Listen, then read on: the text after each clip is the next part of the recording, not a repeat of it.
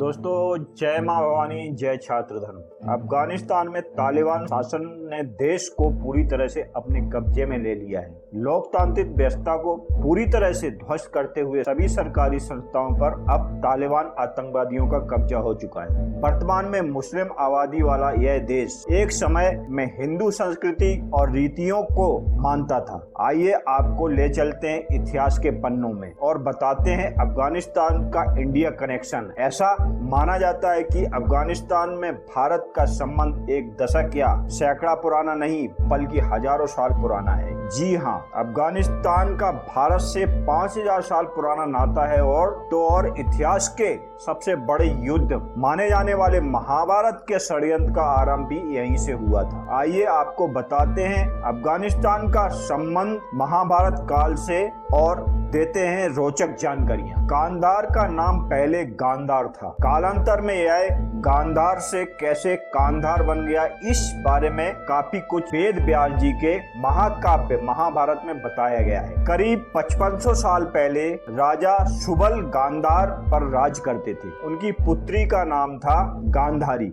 गांधारी का विवाह हस्तिनापुर के राजकुमार धृतराष्ट्र के साथ हुआ था। गांधारी के एक शकुनी नामक एक भाई था। पिता की मृत्यु के बाद गांधार का सारा राजपाट शकुनी के हाथ में आ गया। भीष्म ने राजा सुबल के पूरे परिवार को नष्ट कर दिया था और उसका बदला लेने के लिए शकुनी ने कौरव और पांडवों को आपस में लड़वाकर पूरे हस्तिनापुर का नाश करने की साजिश रची थी। अपने 100 पुत्रों को खोने के बाद गांधारी ने क्रोध की अग्नि में जलते हुए शकुनी को यह शाप दिया था, मेरे 100 पुत्रों को मरवाने वाले गांधार नरेश तुम्हारे राज्य में कभी शांति नहीं रहेगी। अब जब तालिबान ने फिर से अफगानिस्तान को अपने कब्जे में ले लिया और गांधारी के उस शाप को लेकर एक बार फिर चर्चा आरंभ हो गई है। ऐसा माना जा रहा है कि गांधारी के शाप के दल से गांधार आज तक उबर नहीं पाया है। ऐसा माना जाता है कि पांडवों के हाथों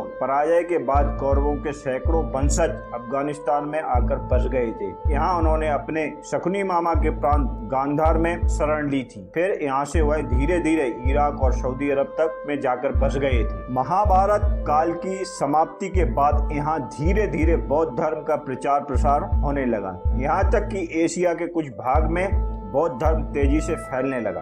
भगवान शिव की पूजा यहाँ से धीरे धीरे समाप्त होने लगी और इसके बाद बौद्ध धर्म के अनुयायी अपने धर्म को बढ़ावा देने लगे। मुस्लिम शासकों के यहाँ कब्जा करने से पहले कई मौर्य शासकों ने यहाँ पर राज किया। इसके बाद 11वीं शताब्दी में यहाँ महमूद गजनबी ने यहाँ अपनी सत्ता स्थापित कर ली और इस तरह गांधार बन गया कांधार, जो कि अब यहाँ कांधार नामक एक शहर के रूप में जाना जाता है। ऐतिहासिक साक्ष्य बताते हैं उस वक्त गांधार राज्य में वर्तमान में उत्तरी पाकिस्तान का भी कुछ हिस्सा शामिल था। गांधार शब्द का उल्लेख ऋग्वेद के अलावा उत्तर रामायण और महाभारत में मिलता है। गांधार शब्द का अर्थ है कि गंध और गांधार का मतलब सुगंधित जमीन। इस नाम के पीछे वजह यह है कि यहाँ केसर की खेती की जाती थी। पौराणिक मान्यताओं के अनुसार भगवान शिव का एक नाम गांधार है। शिव सहस्त्र नाम से इस बात का उल्लेख किया गया है। ऐसा माना जाता है कि यहाँ सबसे पहले भगवान शिव के भक्तों का